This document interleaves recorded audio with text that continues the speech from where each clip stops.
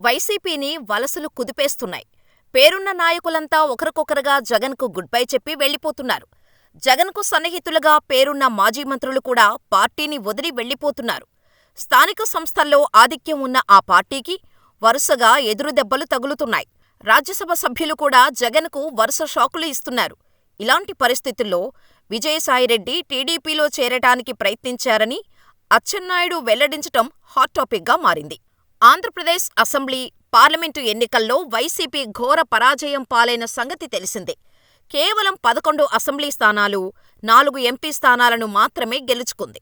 ఈ నేపథ్యంలో వైసీపీకి రాజీనామాలు చేసే నేతల సంఖ్య అంతకంతకూ పెరుగుతోంది.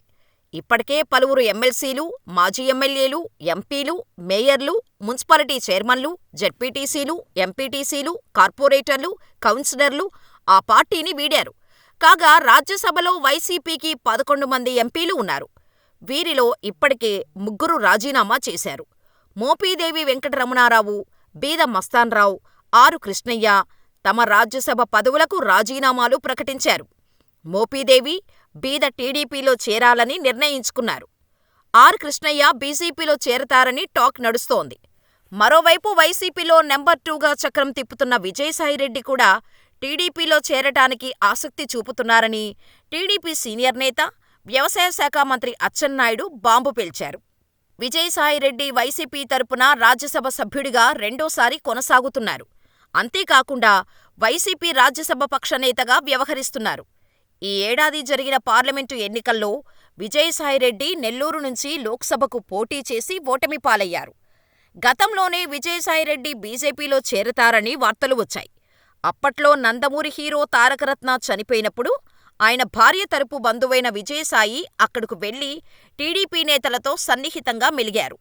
దానిపై జగన్ ఆగ్రహం వ్యక్తం చేశారని, వారిద్దరి మధ్య విభేదాలు వచ్చినట్టు ప్రచారం జరిగింది. వైసీపీలో విజయసాయిరెడ్డికి ఒక దశలో ప్రాధాన్యత బాగా తగ్గిపోవటం, అదే సమయంలో సజ్జల రామకృష్ణారెడ్డికి ప్రాధాన్యత పెరగటం ఇందుకు నిదర్శనమన్న వాదన కూడా కనిపించింది. అయితే విజయసాయిరెడ్డి వైసీపీలోనే కొనసాగారు. ఈ నేపథ్యంలో తాజాగా అచ్చెన్నాయుడు మీడియాతో మాట్లాడుతూ విజయసాయిరెడ్డి తమ పార్టీలో చేరతానని తమను వేడుకున్నట్టు బాంబు పేల్చారు. 3 నెలలుగా ఆయన స్వయంగా తననే బతిమిలాడుతున్నట్టు వెల్లడించారు. అయితే టీడీపీలో చేరేందుకు అలాంటి వారికి చోటు లేదని ముఖం మీదనే చెప్పేశామన్నారు. టీడీపీలో చేరేందుకు విజయసాయిరెడ్డి అన్ని విధాలుగా ప్రయత్నించారని అచ్చెన్నాయుడు తెలిపారు. అయితే విజయసాయిరెడ్డి దానిపై తీవ్రంగా స్పందించారు.